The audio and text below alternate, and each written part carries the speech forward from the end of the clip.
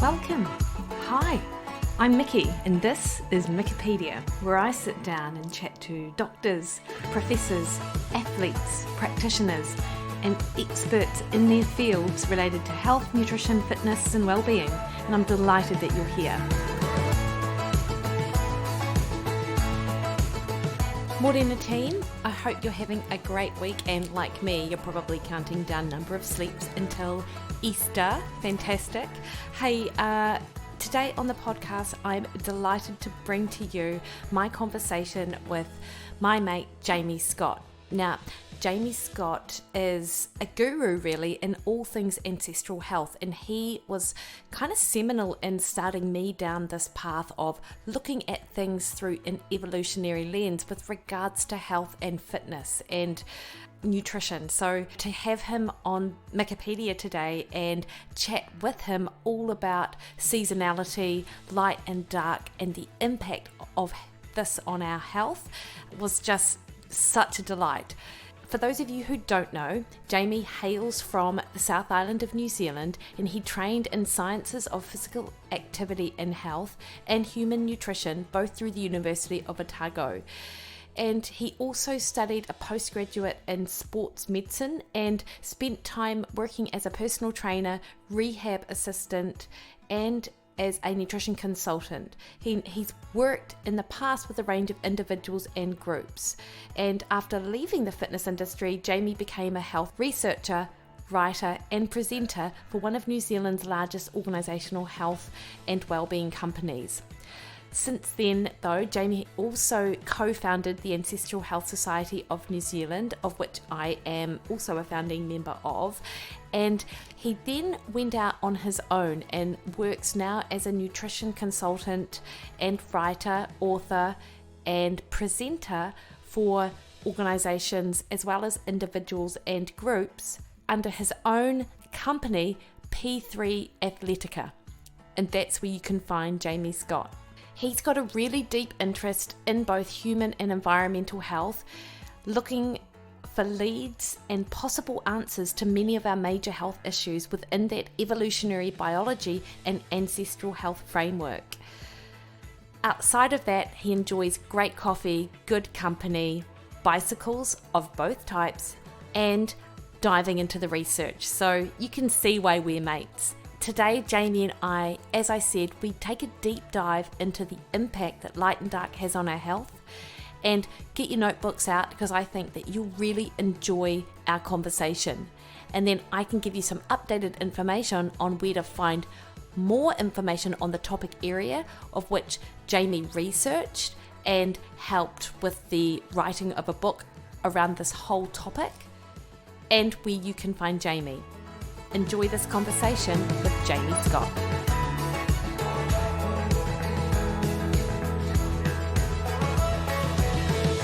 Perfect. And we're on. Jamie Scott, how are you? Very good, Mikki. Thanks for having me on. Mate, I am just stoked that you've got an hour out of your day to chat to me. And, when I emailed you, I suggested a topic and you were like, nah, let's do one of these couple of things. And it really kind of highlighted to me that regardless of probably the area of ancestral health that we dive into, you're going to be one of the go-tos. And we've known each other for a number of years, and I remember when I first kind of got into this paleo, I say that with quote marks. I think we all do that now, paleo. Yeah, we can't call it that anymore. I didn't even really know what it was that I was supposed to be Googling about it. It was such a new area, this whole looking at things from an evolutionary perspective. And so I Googled, and in amongst the Mark Sissons, the Rob Wolfs, the Julianne Taylors, there was your name, Jamie Scott. That feels like another lifetime ago, doesn't it? I know, mate. And your blog, That Paleo Guy. So, look, can we just kick off by getting you to describe what was the catalyst for your interest, both, I suppose, personally, and of course that'll transition to professionally, into that whole ancestral health area? Well, far out. So we're going back to probably mid-2000s, I think. So you and I kind of share a similar background in that we both have PE degrees. We both kind of came through that nutrition training at Otago in the 1990s. And I started out in practice in the early 2000s applying like the stuff that we were taught, and it was all that kind of low fats, public health guidelines, and whatever. And I kind of got maybe 3, 4, 5 years post university, and I'm like, stuff doesn't seem to work, or not as well as kind of what you were hoping it would do, or what you think it would. And I was working in a gym at the time, and a lot of the stuff that, so like the bodybuilders were doing with their nutrition, like they were getting like amazing results. And so it kind of like, it wasn't that I necessarily looked at them and go, okay, well they know what they're doing, although in hindsight could kind of piece together a few bits and pieces now. But it created enough doubt and questions in my mind that's like, maybe there's another way around this. And it just happened to be that like I was working with a few individual clients at the time, and a couple of kind of came to me, and they told me that they didn't tolerate carbohydrates particularly well, and they wanted more of a lower carb type diet plan. And they were cyclists, and a couple I was also working with were having trouble with gluten, and I didn't know a massive amount about celiac disease and low gluten diet. So in amongst all of this, I'm like, well, I need to dive into some literature and find an alternative. And as a result of doing a search, and I don't think like it was Google even around at the time, I can't remember. As a result of doing a search, I found this book called The Paleo Diet for Athletes. And so like, okay, well that's interesting. And I knew a guy, and we probably knew the same guy whose name completely escapes me, who was studying low carb, high fat diets for cyclists through University of Otago. Dave Rowlands. Dave Rowlands, yes, that's the name. So like there's a whole kind of convergence of different ideas that kind of came together at once. And so like I got this book by Lauren Cordain and had a read of that, and I'm like, okay, so eating in accordance with our evolutionary biology.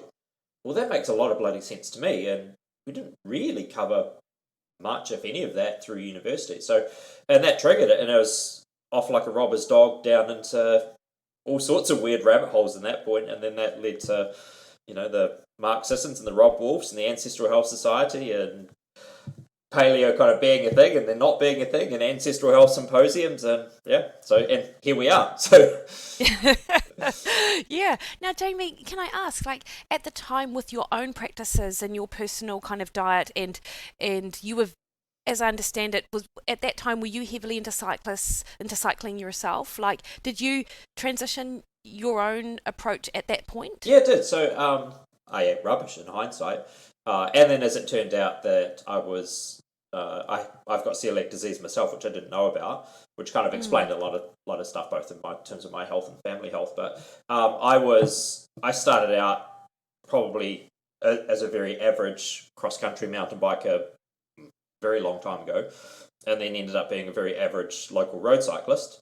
But on any given day, I could probably go okay in my category. So I started kind of looking at my own diet and messing around with that, and took a few things out and adjusted my diet. And I was always that person, whether I was mountain biking or road cycling, who from the moment we set out, I basically had 90 minutes up my sleeve. And at about the 90-minute mark, I would just blow to smithereens and would be looking to pull into a cafe and go face first into like one of those head-sized muffins just to get me home, and then would probably finish a loaf of bread when I get home. Like I just had no staying power past that kind of 90-minute mark. And so as a result of, kind of going down this kind of paleo pathway and changing the diet and the quality of the food and the different types of fueling, adding a bit more fat in, and probably like taking the gluten stuff out, upping my protein, which was a massive game changer.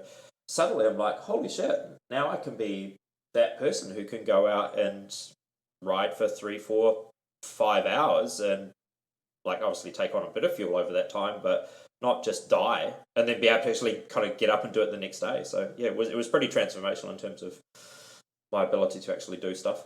Yeah, that's amazing. And I know that both you and I, working with clients, see that time and again, particularly in the athletic population. And then, of course, for people who are just active and not necessarily athletes, we see it just in their day-to-day energy levels as well, Yeah. Yeah.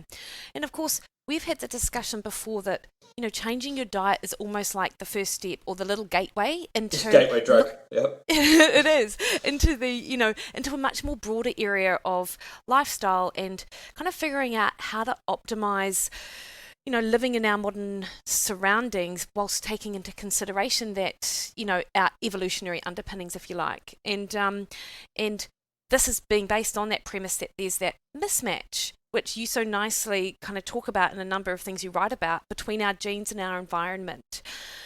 Can you unpack this, please, for people who might not be familiar with, what is this mismatch? Yeah, sure. So, I mean, in probably the most simplest terms, it's like we're the embodiment of tens of thousands of years and hundreds, if not thousands, of generations of evolution. So, our genome that we have now is kind of the sum total of it, kind of everything and everyone that's kind of come before us, including all of the environments that genome has been exposed to, for better or for worse. And we need to be very careful that we don't cast our eyes back to our ancestral past with kind of rose tinted glasses, but in a way, having a genome that's been exposed to some kind of pretty hard, gritty times kind of gives us a degree of resilience now that perhaps we don't test very, very often. In our modern existence, and some people kind of frame it as maybe the last 10,000 years since an agricultural revolution, and then we've got like industrial revolutions, maybe, I don't know, the past 250 years or so, whatever it happens to be. And then we've got this very modern computer-driven technology, information type revolution going on. There's been some minor adjustments, I guess, to that genome, but not massively, not on a wholesale basis, to kind of cope with this very modern environment that we have, and we'll probably get into details of what that environment is, versus what a genome expects or how it's trying to kind of analyze that environment. So it's expecting certain types of foods in certain combinations, it's expecting a certain amount of sleep, it's expecting a certain amount of physical activity, it's expecting that we live as very kind of social creatures, blah, blah, blah, because that's been our largest part of our past. And yet here we are in the modern world where those food ratios and food types, so the qualitative and quantitative aspects of our diet, have shifted considerably versus the bulk of our history. Our sleep patterns have shifted, our socialization patterns have shifted. So there's this massive mismatch. And, maybe if we kind of lock the doors and pin everything down and sit here for the next 10,000 years, then the genome will adapt and will kind of catch up. But that doesn't seem to be the case. So, and too bad for you and I in the short term, we're not going to live for 10,000 years. So, unless we find some way of basically approximating, and I think that's a better word than some of the words that have been kind of bandied around in this area. If we find some way of approximating that evolutionary past in our modern life, and that's quite different from replicating our modern past. Like, we don't want to kind of cast it back too far, but if we can approximate some of those core signals that our body wants to get, that matches where our genome is at and the environment that it's used to getting, then in theory we might enjoy a better degree of health and well-being. So that's the theory, and many of us have tested it in different ways, and it's kind of certainly seems to be the case. And certainly versus how we kind of, I'd say forced to live, but how we kind of generally end up living as we try and live in this very modern society we have. I think we do a little bit better with that approximation versus just kind of accepting everyday life as it is. Yeah, and I really like the way you put that, because I feel like people assume that when you say something along the lines of, looking at our ancestors to see what we can do now, they often think, well, but, industry isn't going anywhere, houses aren't going anywhere, it's, technology isn't going anywhere, that's basically impossible, so what's the point? Whereas... Yeah, but I don't think it's a binary thing, and we need to be very careful. Like, we live in an age where everything's very polarized and very binary and very black and white. It's like you either do this or you do that. And it's like, and I think it's your friend of mine, Cliff Harvey, who has said this before, is like, we've got the ability to kind of look back and view our ancestral past and kind of pick the best bits that line up with, how our bodies want to live. We can look back at the best part of being a caveman, but then we can also look forward and pick up the best part of being a spaceman as well. So, like pick the best bits and discard the rest. Yeah. Not kind of look back and go, okay, well, things are terrible here. Let's kind of wind the clock back to the good old days of kind of running around and kind of hunting and living in caves and whatever else. It's like, well, no one's kind of really saying that. So yeah. It's good, and it's good that you actually clarify that, because whilst that's something that, we're well familiar with, I often get that kind of, that you can get that pushback from people who are completely unfamiliar with this whole kind of approach. And what it's interesting, Jamie, because you mention about our social environment, and I feel like that's a really important concept that people don't often think about. Like we've got, they do think about it, but not in terms of how it's changed over the years, potentially in a negative way. And obviously social media and the internet and just globalization has brought us all closer together, and there may well be some positive kind of points of that. And I certainly know that I keep in touch with my family much more because we are all on Facebook. But the idea that there has been, changes from a negative perspective is something which I also think a lot of people are unfamiliar with. So can you just kind of talk about how the social environment has changed? So the way I view it is that we live in this day and age of the cult of the individual. So we celebrate individuality, we celebrate individual greatness, the person who can come up with a good idea and run with it. Like everything's kind of very, very individualized. When the reality is that we are social animals, we're social primates, we work together, we have this kind of collective hive mind. Like individuals don't come up with ideas in a vacuum by themselves. They're always kind of influenced by other people around them. We have this need for, as good as technology is, this is a prime example of, instead of us being on a crackly audio call, we can kind of have good, crisp, clear video, and I can see your face and you can see my face, and there's a degree of heightened kind of social interaction as a result of that. But it's never a replacement for you and I being in the same room, having that kind of close physical proximity to each other. And this is kind of where society has gone, is that, yes, we can kind of connect with each other very, very well, but probably a good portion of us spend a good portion of our day by ourselves, kind of physically doing our own thing.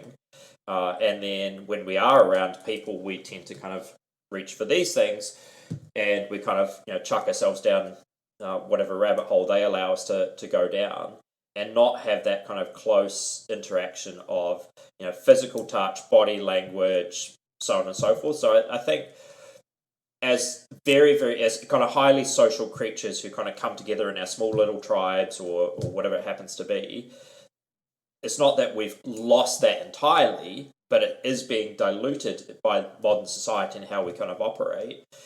And it's, I think the kind of writings on the wall, and you can talk to any of the psychologists and psychiatrists and other people who have kind of looked into this, is that we're on the kind of that slippery slope of like, how far is too far as we kind of keep going down this this pathway of becoming kind of more digitized and more separate from each other. I mean, this past sort of year and a bit alone, where we've all been forced to kind of work from home. A lot of people don't even have that interaction now of actually going into a workplace, a physical workplace, and physically being around other humans, which has an effect on us. It has an effect on our well-being and our physiology and kind of how we think and feel and whatever else. So this is this kind of individuality and isolation that has kind of starting to kind of creep to the fore a little bit, when again we are social creatures. And a good kind of illustrative example of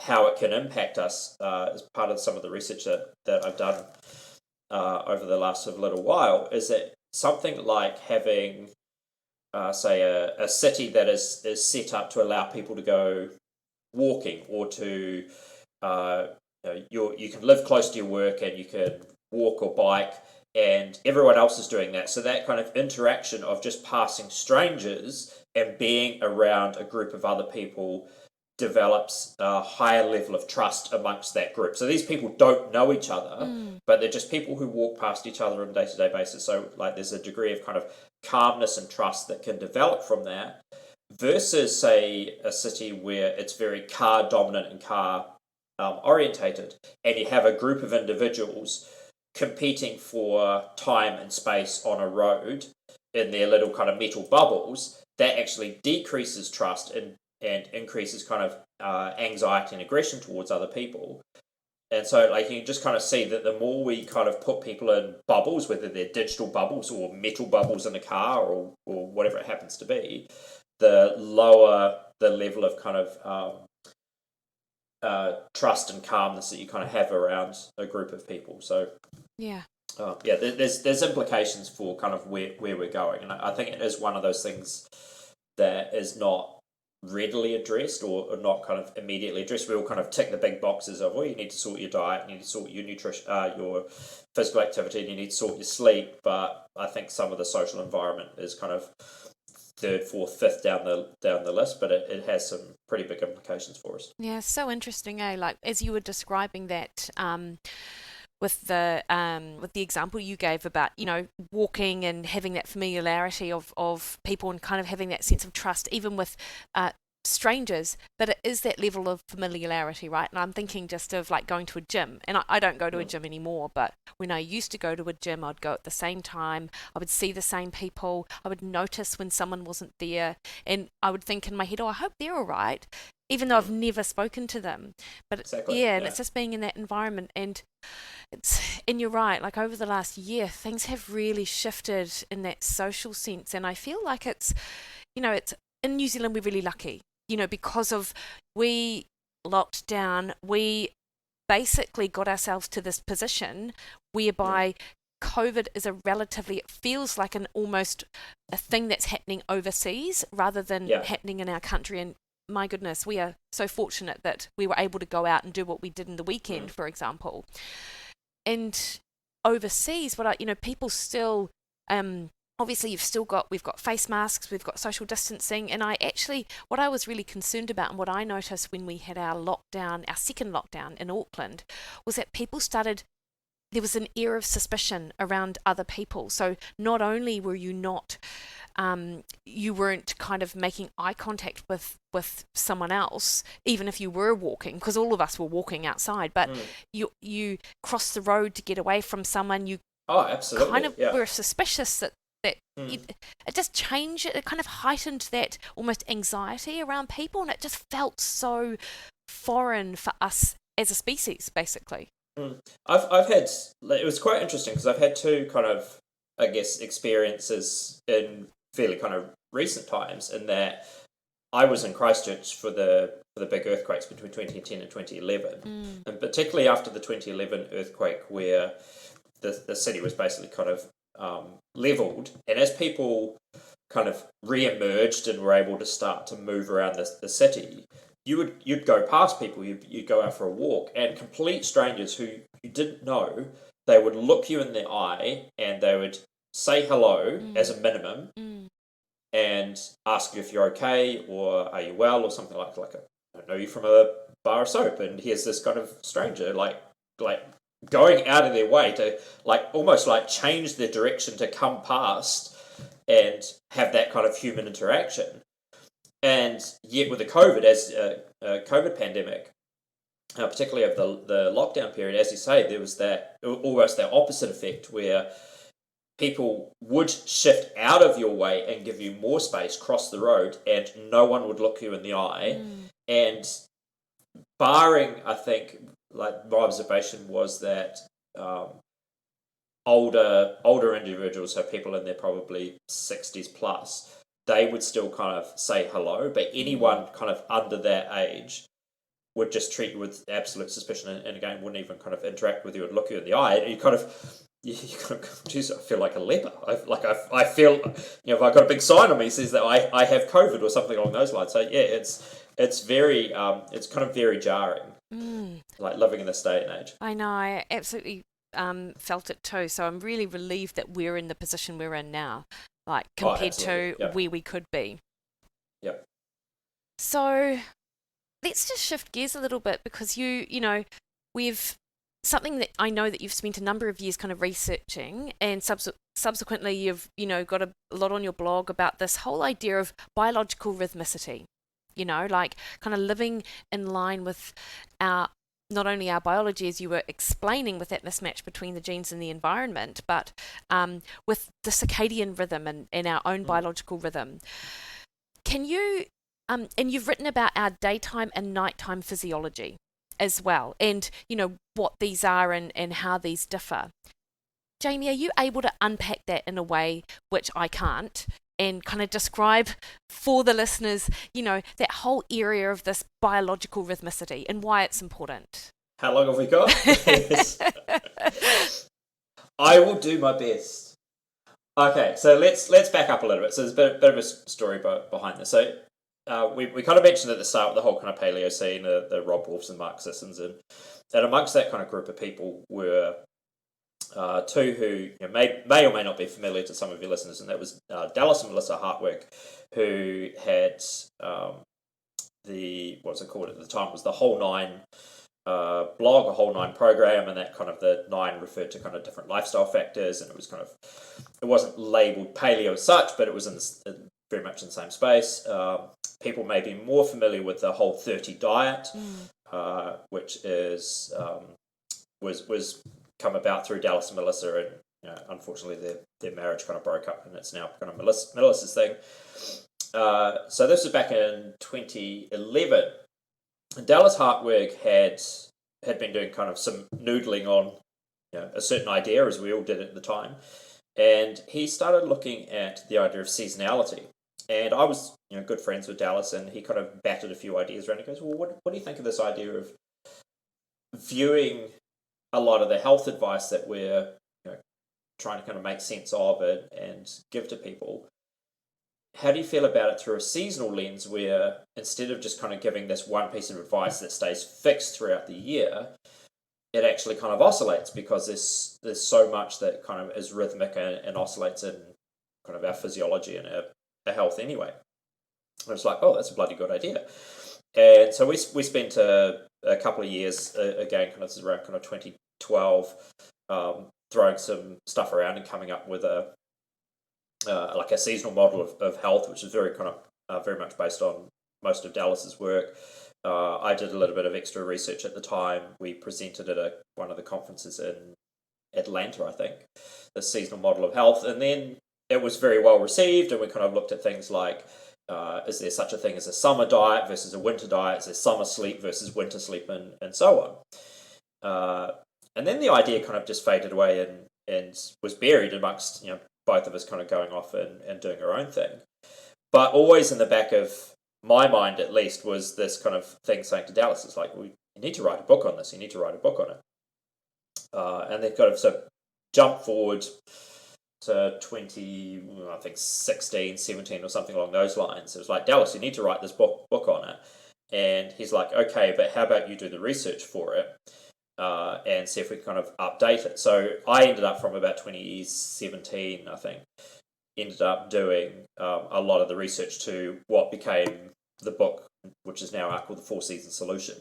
And I do have to say that The Four Seasons Solution is very much a publisher's title. And as you probably well appreciate, Mikki, that like once publishers get hold of your manuscript and your book, it's game on as to what they want to change and how it gets positioned and everything else. So it did kind of get positioned as very much this was a groundbreaking new solution and new way of living. It's like, well, it's not really. It's just an idea, but you guys do you with it. So I mean, the fundamental premise to this idea around kind of seasonality and rhythmicity or cyclicity is that everything in life has a natural oscillation. There are very, very few things in the natural world that stay fixed across, say, a 12-month span, like a one full year. It tends to kind of oscillate up and down, and we're surrounded by this. So at kind of the most fundamental level, we have this rhythmic day and night.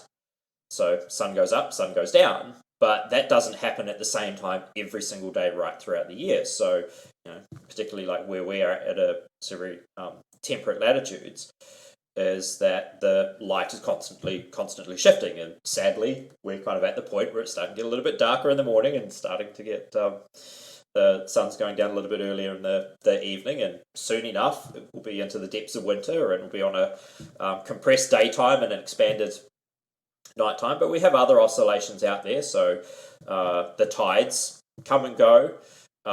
We have lunar cycles, so there's a lunar phase. Probably more recently, everyone's been talking about female reproductive or menstrual cycles. That's kind of become popular and come to the fore. So there's a kind of a natural physiological rhythm. We have differences in seasons, and even right out to kind of life cycles. You can talk about being a kind of geologically active island. It's very difficult to not talk about earthquakes being on geological cycles. The Alpine fault is on something like a 375-year cycle or whatever. So everything kind of oscillates in a cycle. It doesn't just going to stay in this flat line. Whereas Western society, modern Western culture, is very linear in the way that we perceive things. So we're almost sort of forced in a way to live is to take out all of those oscillations and live in a very kind of flat line average life. So, a simple example is like, even though the daylight shifts around, and even though that kind of has an impact on our physiology and our energy levels and whatever else, we generally don't get the luxury of starting work a little bit later in winter and starting earlier in summer, or changing other parts of our life. It's like we get up at the same time, no matter what time of the year it is, by and large. We start work at the same time, we finish work at the same time, we eat at the same time, so everything's kind of flatlined. And in a way, we've kind of built this life where we almost kind of perceive the years of our life as like almost like train tracks that are kind of stacked end on top of each other. So you start here, and your life goes in a very linear way, born, tick all the milestones, stop at all the train stations, and then the tracks end when you die. Nice straight line, that's life. But the reality, both in the natural world, but also in many kind of non-Western cultures, is that life actually kind of spirals in a cycle. It's not this line. So, things kind of come around again, and there's not that kind of fear of missing out or scarcity mentality. For some reason, I always like one of the illustrative things I have in my mind is Briscoes, and you'll have to kind of bear with me on this. So the classic home store we have here, Briscoes, where they have a sale and they go like, this is the biggest Briscoe sale. It's just like, and it's going to end on this date, and if you don't partake in it, you're kind of missing out. And so we kind of go, here's this thing that has a start date and an end date, and if you miss out, it's going to pass you by, and you'll never get that sale ever again. But we all know that the Briscoe sale just will come around again in, 2 weeks, 3 weeks time. But that doesn't create that kind of scarcity mentality of like, oh, we need to act now, and if we don't get this thing done now, then it'll bypass us. Nothing in the natural world kind of operates like that. We go around in this kind of natural cycle, ebbing and flowing with the seasons, whether we like it or not, because of the hard wiring between our physiology and the environment. Yeah. Okay, and so if I'm thinking about then daytime and nighttime physiology, how does that kind of play into what you just described, Jamie? So we've kind of gone from the big picture, but if we think about the individual, what are the differences there, and what impact does kind of not honouring, if you like, each of those things, what impact would that have on our overall health and well-being? Yep. So one of the most fascinating areas for me to kind of look at in the book now, I've come from the nutrition side of it, so I've been like very biased towards food and nutrition for a number of years. And Dallas Hartwood kind of came from a similar background initially. So we all kind of looked at stuff through the lens of diet kind of being the most important thing. it became very apparent as we kind of dived into the research that our light exposure is one of the most, if not the most powerful things which affects our physiology on a day-to-day basis. And obviously the biggest, most powerful source of that light every day is the sunlight. And that our exposure to that kind of bright natural light, and sometimes unnatural light, will trigger a cascade of physiological changes, turning things on and off, flicking on neurotransmitters, suppressing others, so on and so forth. And once you kind of understand that we have that hard wiring to the light, and much of our downstream physiology shifts with that exposure or lack of exposure to it, then when you kind of realize it's like, well, the sun doesn't come up at the same time every day. It shifts around all over the show. So in summer, when the sun is up and brighter before probably most of us are even out of bed in the morning, and then in winter when we're up before the sunlight is, we can't escape the physiological consequences of that. It's most easily illustrated when you kind of think about it at the extreme. So like if we kind of took you up and lived in a country that's high in the Arctic Circle somewhere, or down in Antarctica, where you're either exposed to effectively like 24-hour daylight versus 24-hour darkness at either of the polar extremes of extreme summer versus extreme winter, you know that has an effect on you. And anyone who's kind of vaguely kind of read anything in this area will understand that there is a degree of what we call mania, which goes with 24-hour exposure to constant daylight. Like, it's pretty hard.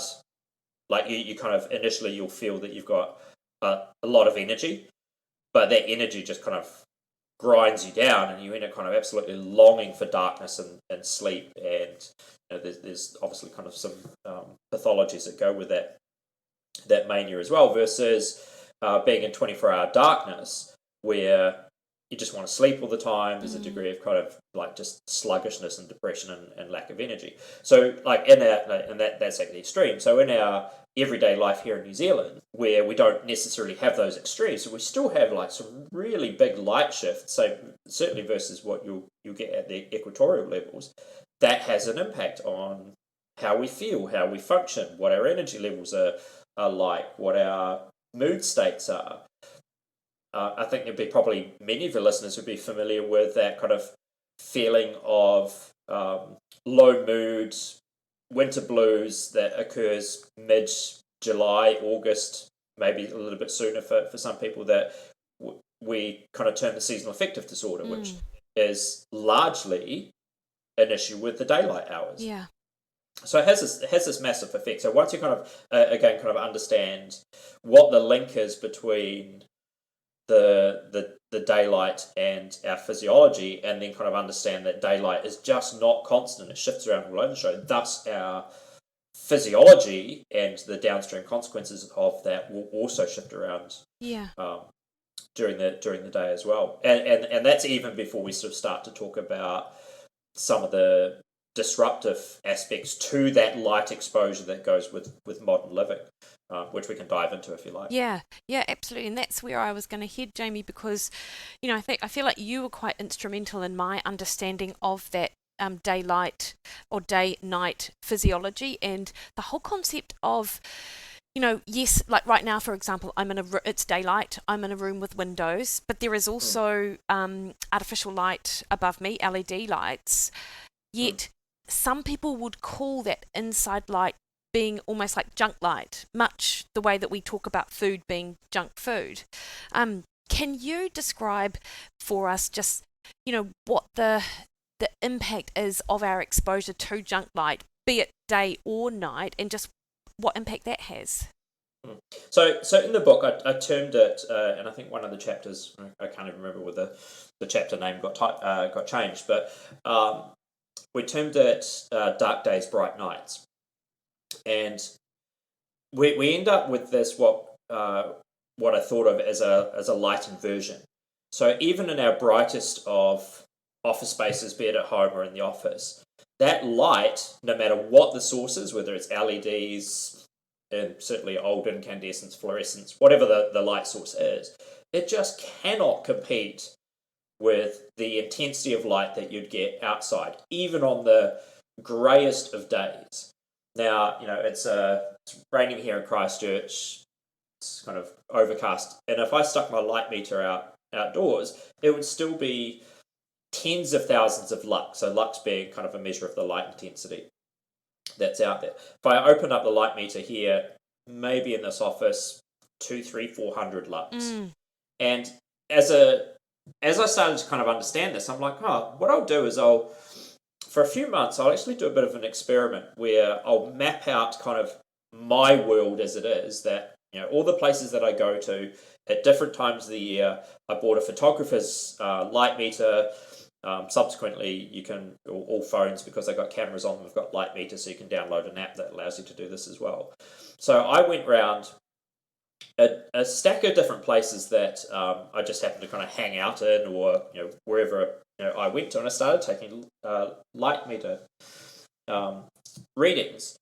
And what became crystal clear was that it just didn't matter how bright it was indoors, it was always an order of magnitude brighter outdoors. Like on the greyest of darkest, most miserable winter days in Christchurch, it could be, I think maybe one of the lowest readings, so something like 3,000 lux from mid-morning onwards.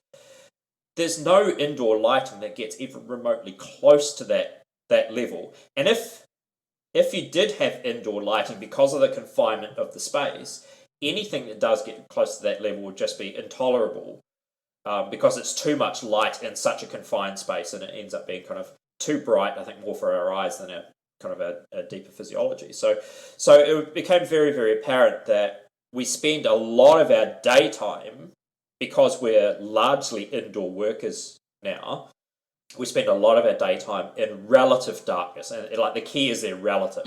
So again, I'm in a bright office, but relative to if I was outdoors doing gardening or whatever it happened to be, it's quite dark in here, and it's certainly not at the level that my physiology would expect, or rather that I would have, or what my kind of genome has been exposed to for the long period of time. Yeah.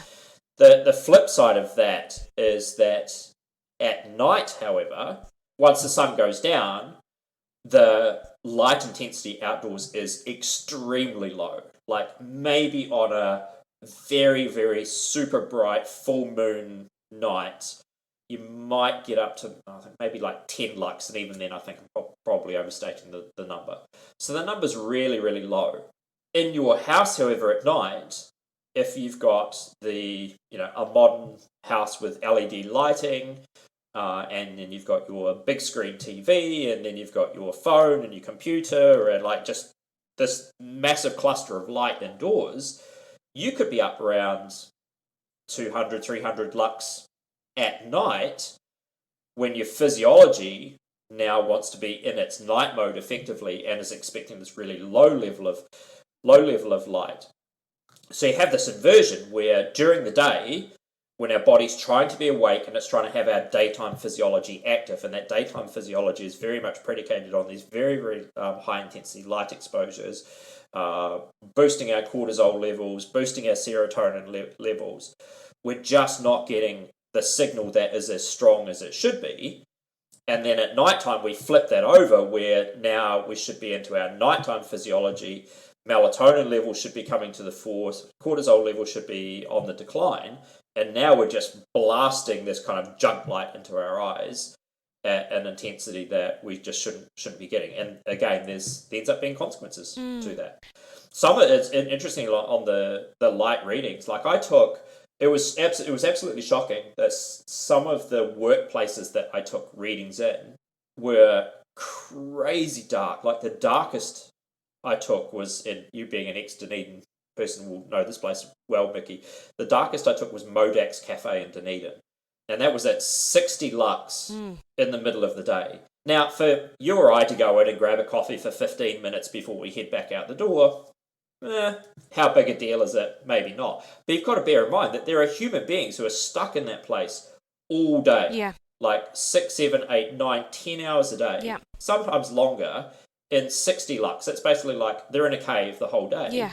Like that does not pass without a consequence to their physical and their mental and emotional health. Yeah. Do you know, it's interesting, Jamie, because when you were telling us at our Ancestral Health Society meeting about your findings with Lux as you were doing the research for the book, I then started thinking about it when I was at an airport. And also, of course, Baz, he works in a hospital. And, these are places where people can go in at, say, 6:30 in the morning or 6 o'clock in the morning before the sun comes up, and then not leave until, say, 5:30. And in winter, the sun has gone down. And it is so dark in those places, particularly right if you're in, say, the international terminal and you've got people who just work in those duty-free stores. Like, they must be much like that Modex cafe, like just never really get the signal that is required for that optimal functioning of all the neurotransmitters and our hormones and stuff that you were describing.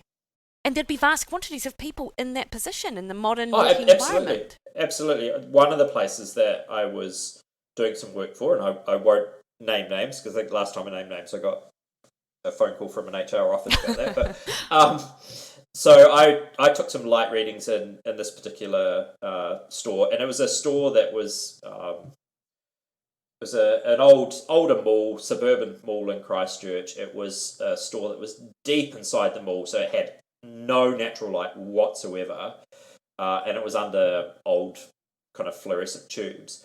The light readings in that were terrible, like they were, 150 lux or something along those lines.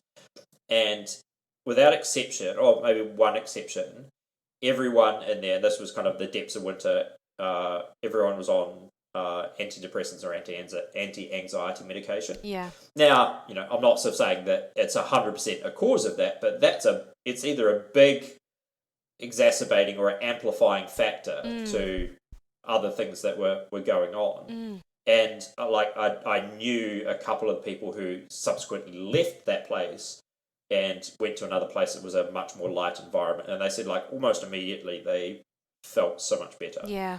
So when you basically are sticking human beings in dark spaces for I say 10, 12 hours a day, and they don't look dark. That's the deception of it. We can go into a hospital and it feels bright. We can go into a mall and it feels bright, but it is, as you say, it's almost kind of junk light. It's not in the right wavelength. It's not at the right intensity. It's we're not exposed to it for long enough, and it really messes us up. I was going to say an adult word there, but it messes us up. Yeah. Yeah. And it's see, you mentioned melatonin before, and people will be well familiar with that, yet they will think of it as our sleep hormone. Yeah. I really liked how you described it more as the hormone of darkness, essentially. Yeah. So we've mentioned, that there are health implications of not getting light at the right intensity. Jamie, what are those health implications, and what would you generally expect to see because of it, or what do we know? So melatonin is it's interesting, and as you say, most people kind of assume that it is our sleep hormone, and yes, it's involved in some of those sleep processes, but it is better to kind of think of it as the hormone of our dark physiology, and it's involved in any number of physiological processes through it's a very powerful immunomodulatory hormone. People may be familiar with, say, something like vitamin D being a steroid hormone that has very powerful effects on modulating our immune system. Well, melatonin is kind of right up there with that, and a good portion of our immune system comes up to full power overnight while we're sleeping. That's when we do a lot of our kind of healing and repair, and melatonin sort of very deeply involved with that. It's involved with things like bone health and reproductive health, and there's links with melatonin being very preventative of several cancers, including breast cancer and so on and so forth. So there's a lot of downstream implications from not getting that dark physiology, not getting that really good dark exposure. Again, in our modern society, I think what we've done is brought sleep into the consciousness of people more than what we had, say, 10 years ago. People are they're now kind of talking about sleep, and there's a deep interest in it, and partly just because people probably aren't getting enough of it.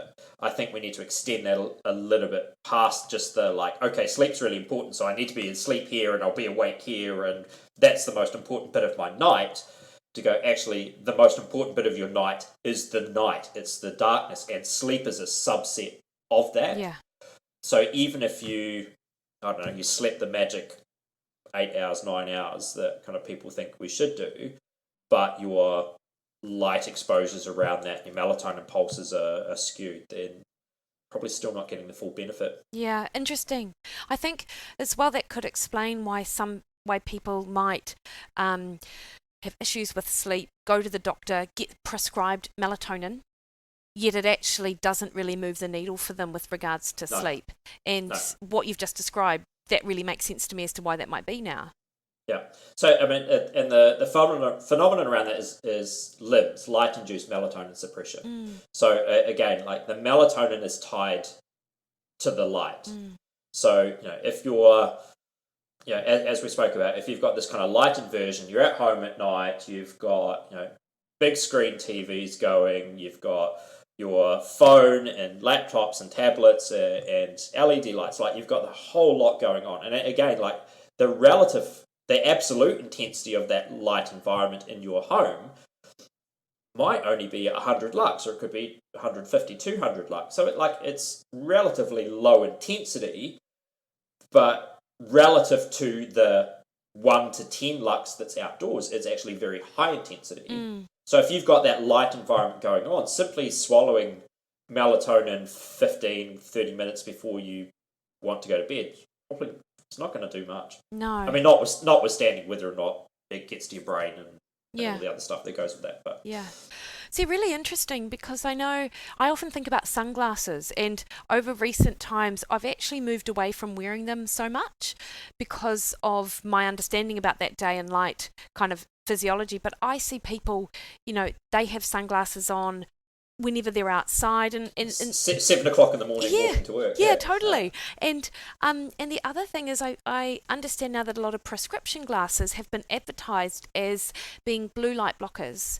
And so people who use prescription glasses just for, short, long-sightedness throughout the day, they're outside in these glasses, which are actually potentially blocking some of that important spectrum of light. I think it's one of those kind of almost unintended consequences in that. Like, I know a lot of the computer glasses, gamers glasses, and so on. I've actually got a set here of blue light blocking computer glasses. They can, if you're wearing them during the day, particularly if you're working on a computer for a long period of time, they can reduce eye strain. I don't know the mechanics of that. It's outside of my wheelhouse. But if you were then to keep them on, if they are part of your prescription glasses that you then have to wear in the outdoors, then that's going to have an unintended consequence there. And you're right, people wearing sunglasses, and I became much more conscious of this as well, of in the early, like particularly from as early as possible in the morning, not wearing dark glasses. And I always kind of saw it as a joke. You'd kind of walk through town and you'd see someone walking to work at 7:30, let's say it's barely light at that time, for all but the peak of summer here in Christchurch, walking to work, dark glasses on, and maybe like a cup of coffee, or worse still, probably a can of Monster energy drink or something. And I'm like, dude, just take the glasses off, and that will give you more of an energy boost than what the drink will. So, but I think kind of pragmatically, we need to be a little bit careful, because I know it becomes like the sunscreen thing, where you sort of start saying, well, maybe you shouldn't be wearing sunscreen because of your vitamin D levels, and people go, oh, but skin cancer and burning, and they'll do the same with eye protection as well. It's like, there's we live in a high UV environment, so there's potential issues with getting too much light in the eyes, or too much ultraviolet light in the eyes, and the sunglasses can help with that. But it's a case of timing. So if it's like prior to solar noon, so prior to 11 o'clock in the morning on a summer's day, get the eyes out in the bright light, get your skin out in the bright light, where the damage is going to be relatively minimal. Like, the upside is better than the downside. Then maybe over those, that solar noon period where the sun is at its absolute highest, it's blazing hot, and you're going to have maybe a longer term exposure because you're out for a run or a ride or something like that. And then sure, like, wear some glasses to protect against the worst of it then, and particularly probably in the height of the day, there's still probably enough light coming through the sunglasses to still have some of these effects. So it's just being kind of pragmatic and getting the timing right. Okay. Yeah. And then, Jamie, you've kind of indicated some of the things we can do to get that bright light exposure.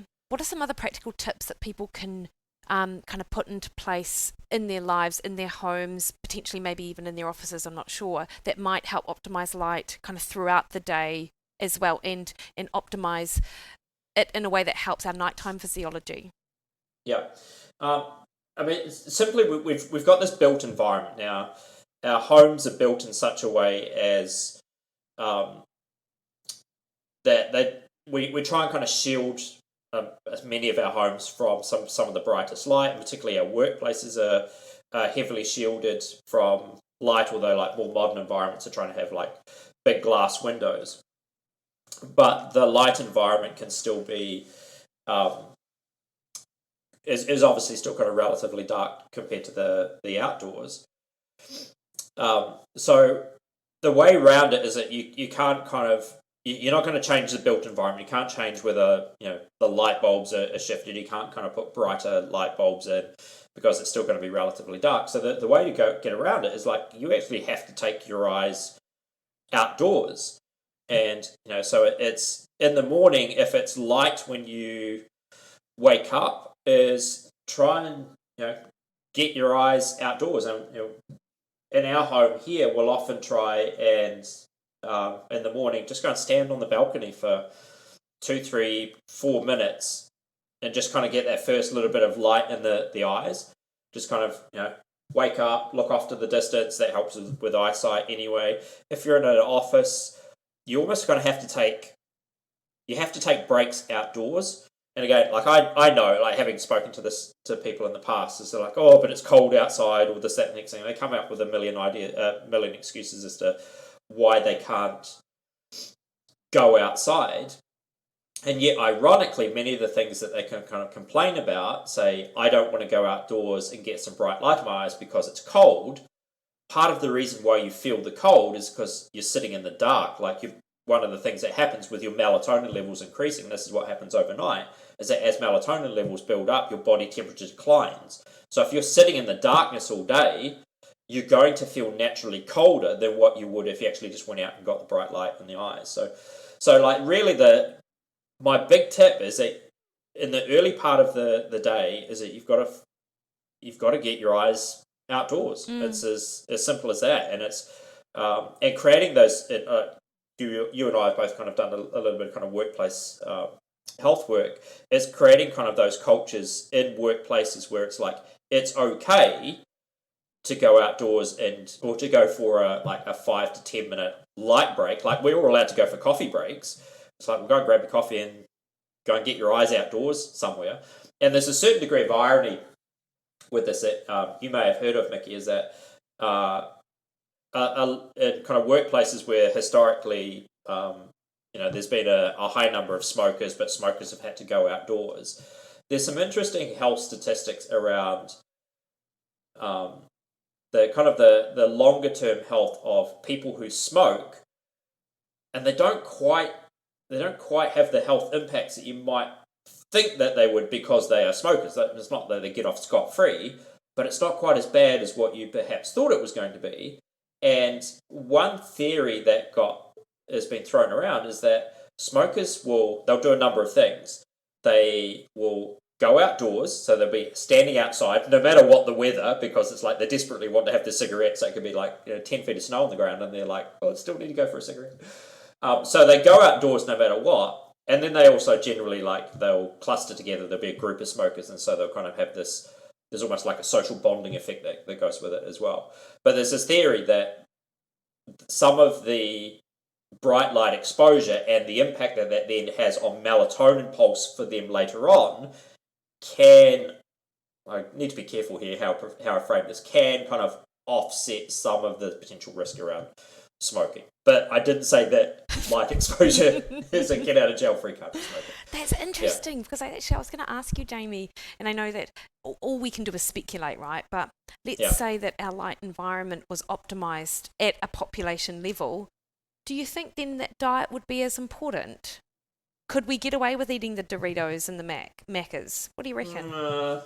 It's like you're talking about this thing. It's a highly integrated system, and I think the moment you kind of the moment any of us kind of take our thing that we've got to kind of bug up our butt about and go, oh, this like light is going to be the thing, or diet is a thing, or physical activity is the thing, and kind of ignore all the other things in the integrated system, you're really opening yourself up for to be proved a bit of a Charlie with it. So I think light is very, very important, absolutely important. Like, we are creatures of the daylight, and we need absolute darkness, and all of those important. But whether or not, once the light environment is sorted out, whether that then buys you some breathing space in other areas, maybe.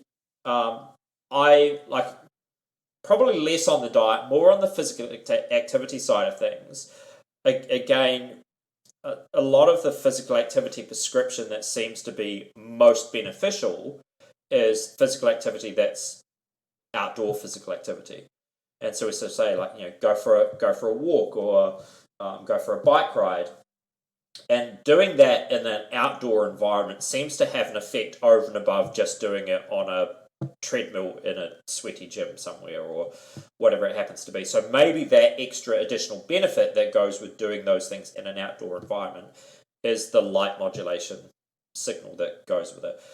Same with things around, we talk about the benefits of forest bathing, so green space exposure or blue space exposure. When we talk about like being exposed to large bodies of water, the beach or a lake or something along those lines, like, is it that, or is it just the light? And I'm sure it's both. Yeah.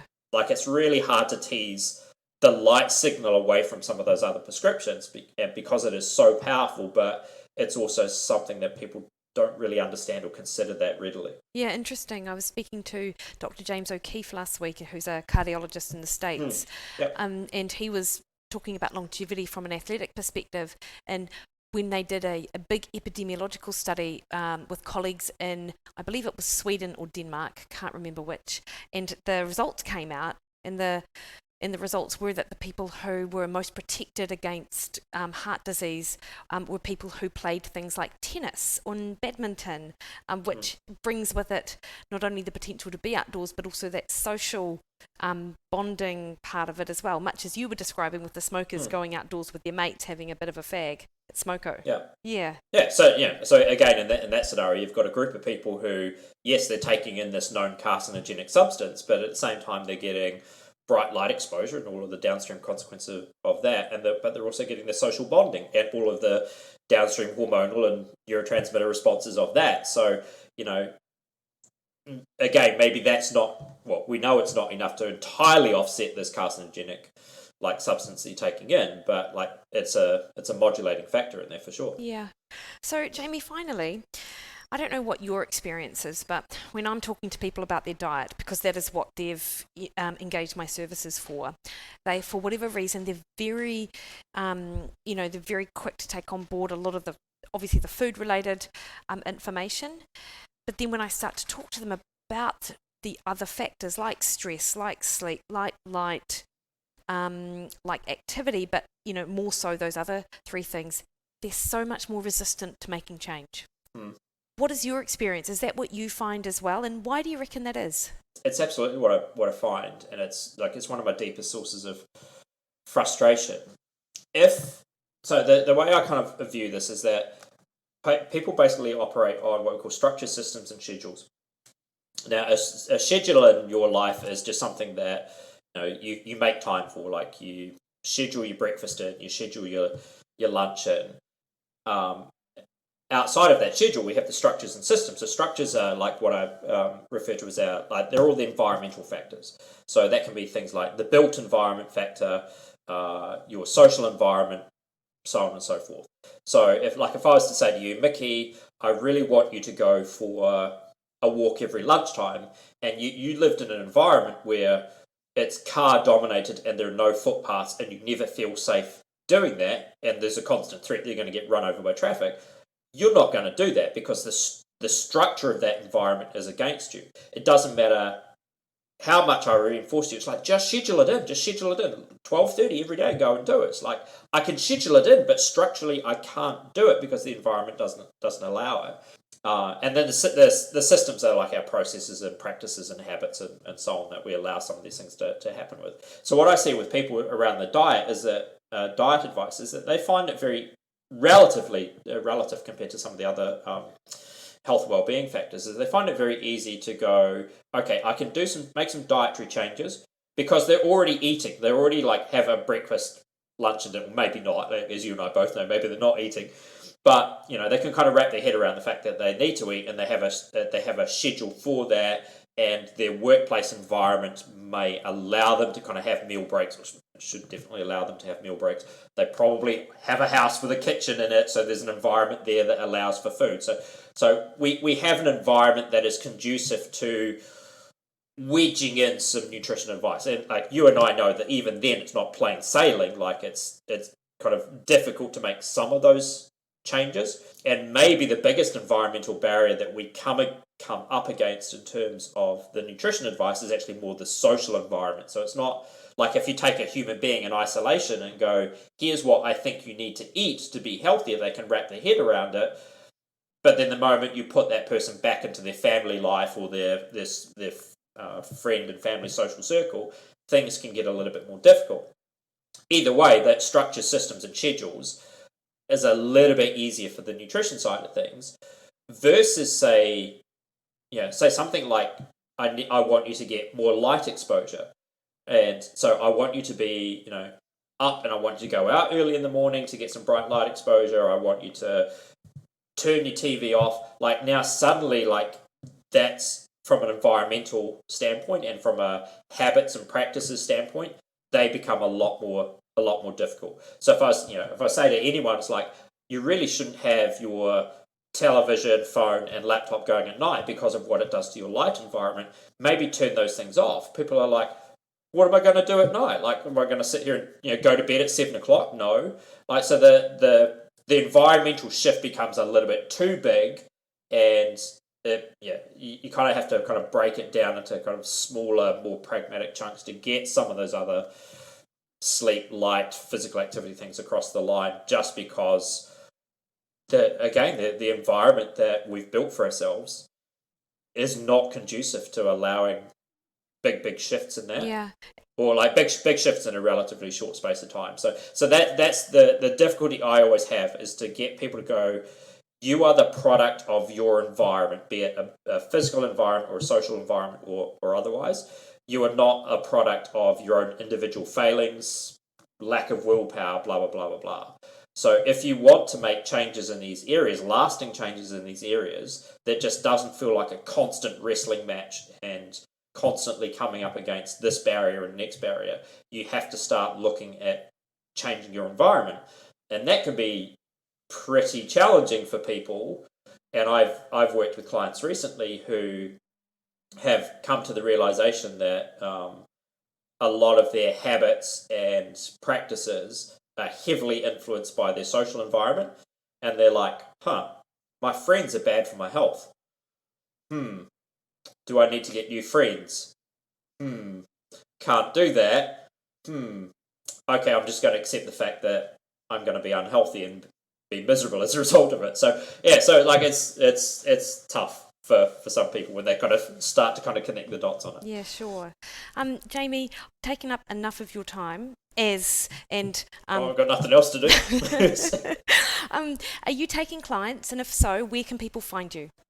I am taking clients. My brand company thing is P3 Athletica, so P3 the numeral Athletica.co.nz. Awesome. So if people just kind of search that, use a Google thingy, and you'll find me pretty quickly. Fab, and I'll pop it in the show notes as well, alongside links to the book that you researched for Dallas Hartwig. And any other kind of, I'm going to do a bit of a search around your blog posts as well, because I feel like the more that people kind of buy into this stuff, read about it, probably the more they will buy into it. As you know, like the more you know and understand, the more you can then start to, I don't know, put in some groundwork. Equally, working with someone like you probably makes it a whole lot easier for them to chunk it down into little bite-sized bits that are actually applicable. That just like final comment for me would be that my single biggest piece of advice would be to work with, shameless plug here, work with people like either myself or you, because I think what people are exposed to is a massive amount of information, and sometimes that information is very conflicting, and they're not very good at kind of passing that information in an area, particularly when they've got so much else going on in their life, and so it can end up very, very confusing. Whereas your job and my job is to actually sort through that information and decide what is applicable, what is going to be a pragmatic thing for them to focus on in their world, and to kind of help them with those stepping stones to make some of those early changes. And in that regard, our knowledge and our expertise and our experience of having seen worked with so many people who are suffering the same sort of thing is that we know which bits are going to stick in which scenario and what bit to focus on first and what bit to leave. Whereas I think if people are just, it's kind of great to build up a level of information from reading blogs and so on and so forth, but just remember that information is not knowledge and information is not wisdom. Maybe you and I starting to get to the age where we can maybe say we've got a little bit of wisdom in there, but we've certainly got some knowledge to help people out. Awesome, Jamie. Thank you. Thanks, Mikki. Hey team, hope you enjoyed that conversation I had with Jamie, and he is a guru in that athlete front. So if you need someone to support you in your athletic goals, absolutely, Jamie could be awesome for you. You can find him over at p3athletica.co.nz and also on the same handle, P3Athletica on Instagram, where he posts a whole bunch of really valuable and useful information that shows you how to eat in the real world for real athletes looking for real results. So go check it out.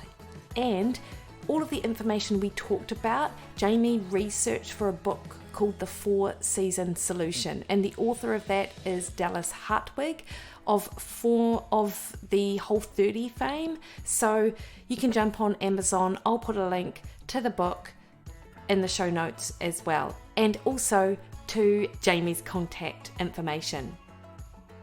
And next week on Mikkipedia, I talk to Dr. Mark Cucuzella, a low-carb physician, ultra runner, passionate about changing the health of thousands of people.